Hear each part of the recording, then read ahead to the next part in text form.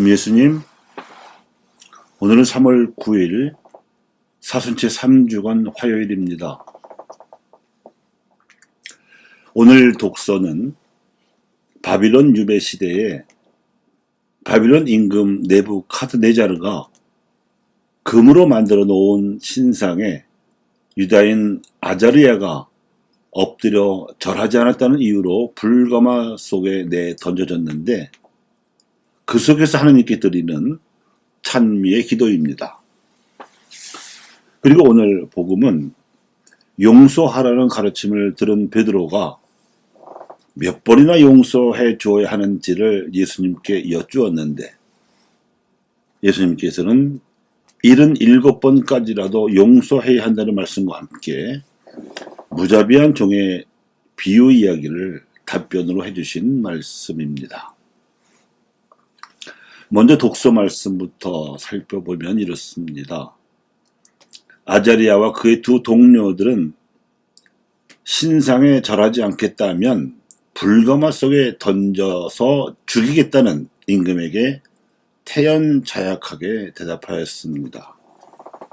즉, 자신들이 섬기는 하나님께서 자신들을 구해내고자 하시면 얼마든지 타오르는 불가마와 임금의 손에서 자신들을 구해내실 것이지만, 그렇게 되지 않더라도 자신들은 임금의 신들을 섬기지도 않을 것이고 임금이 만든 금 신상에 절하지도 않을 것이니 그리 알라는 것이었습니다. 참으로 배짱 두둑한 이러한 태도는 하나님께 대해서 철두철미한 신앙에서 나왔을 터입니다. 이렇듯 단단히 각오를 하고 나서 불가마 속으로 던져진 아자르야는 그 한가운데에서 우뚝 서서 마지막 기도를 바쳤는데, 그 내용을 보면 자신들을 살려달라는 청원이 아니라 이스라엘 민족과 맺으신 계약을 기억하여 포로로 끌려와 있는 자기 민족을 구해달라는 탄원이었습니다. 이를 위해서라면 자신들의 목숨이라도 제물로 받아서 하느님의 이름을 영광스럽게 하시라는 기도였습니다. 자신들의 안위와는 상관없이 하나님의 자비하심을 철석같이 믿는 믿음이 진하게 담겨있는 기도였습니다. 우리는 이처럼 용감하고 담대한 믿음을 드러내는 아자르의 찬미 기도를 통해서 믿는 이가 어떻게 하느님을 흠숭해야 하는지에 대한 전형적인 태도를 봅니다. 자기 목숨을 보존하는 것이 기준이 아니라 오히려 이를 제물로 삼아 하느님의 영광이 드러나는 것을 기준으로 삼아 박해에 임했습니다. 결국 아자르야와 그의 동료들은 하느님의 보호하심으로 뜨거운 불가마 속에서 기적적으로 구출되었을 뿐만 아니라 바벨론으로 끌려온 유다인 포로들 모두가 바벨론 제국 안에서 신앙생활을 자유로이 할 수 있게 되었습니다.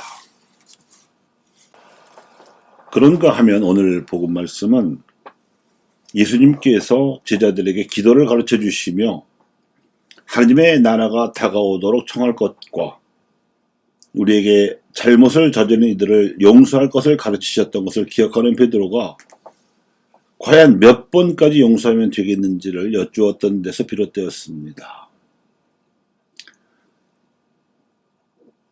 그런 7번까지면 되겠냐고 말씀드린 것으로 보아서 어쩌면 자신에게 잘못을 저지른 사람을 머릿속에 떠올리면서 동시에 그로 인해 자신이 받았던 상처까지도 생각하고 있었던 것 같기도 하고, 그럼에도 불구하고 용서해야 한다는 도덕적 부담감을 느끼면서 질문을 드린 것 같습니다.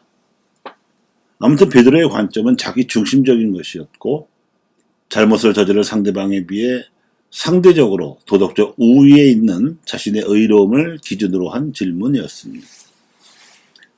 하지만 예수님의 관점은 하느님의 자비를 기준으로 삼아야 한다는 것이었으므로 용서해야 할 횟수를 따지는 것은 의미가 없고, 필요하다면 끝까지 용서해야 한다는 뜻으로 77번까지라도 용서해야 한다고 대답해 주셨습니다. 그분의 관점은 이어지는 무자비한 종의 비유 이야기에서 잘 드러납니다. 그분은 철두철미 하느님 나라의 관점에서 용서하기를 요청하셨으므로 하느님께서 베푸시는 자비의 무한함에 대해 강조하셨습니다. 이러한 강조가 비유 속에 담긴 탈렌트와 데나리온이라는 화폐 단위의 차이와 죄나 잘못을 채무로 보는 시각으로 드러나 있습니다. 우선 화폐 단위의 차이를 보면 하느님께서는 10,000달란트나 되는 큰 빚을 진 우리의 처지를 불쌍히 여기셔서 탕감해 주셨는데 우리는 100데나리온밖에 안 되는 작은 빚도 탕감해 주는데 인색하다는 것입니다. 한 탈렌트가 6,000데나리온이므로 10,000달란트는 6천만 데나리온입니다. 한 데나리온이 그 당시 노동자의 하루 품삯이었으니까 10,000달란트라면 6천만 일의 일당에 해당하는 거액이었습니다. 1년에 300일 일한다고 어림잡아쳐서 계산해도 이 돈은 20만 년 동안 일해야 벌 수 있는 어마어마한 큰 돈입니다. 100년도 채 못 사는 인간이 도저히 벌 수도 없고 따라서 갚을 수도 없는 거액입니다. 그 다음 죄나 잘못을 채무로 보는 시각입니다. 피조물인 인간은 창조주 하느님을 닮아야 하는 존재입니다. 하나님께서 사랑이심으로 그분을 닮자면 인간도 사랑하는 삶을 살아야 합니다. 그런데도 사랑하지 못하고 죄를 저지르거나 잘못을 범하면 이는 하느님께 빚을 지는 셈이라는 것입니다. 닮아야 할 존재가 닮기는커녕 더욱 멀어지는 형국이기 때문에 우리 힘으로는 다가가기 어렵고 하느님께서 끌어당겨 주셔야 하는 처지입니다. 이를 예수님께서는 탕감이라는 말로 표현하셨습니다. 그래서 용서야말로 하느님의 자비를 담는 일로서 채무 이행의 사도직입니다. 이를 뒤집어 보면 우리의 작은 용서 행위가 어마어마한 하느님의 자비를 이끌어내는 마중물이 될 수도 있다는 뜻이 됩니다. 예컨대 독서 말씀에서는 하느님과 인간의 수직적인 관계가 어떠해야 하는지가 드러난다면 복음 말씀에서는 하느님을 믿는 이들 사이에서의 수평적인 인간관계가 어떠해야 하는지가 드러납니다. 중요한 것은 인간관계에서도 하느님과 우리가 맺는 관계가 기준이 된다는 것입니다. 따라서 하느님과 그분의 나라를 기준으로 삼는 삶의 태도가 요청됩니다. 하느님께 대해서도 그렇고 인간관계에 대해서도 그렇습니다. 박해를 받아도 그러하고 용서를 하려 해도 그러합니다. 주님, 당신의 이름을 영광스럽게 하소서. 감사합니다.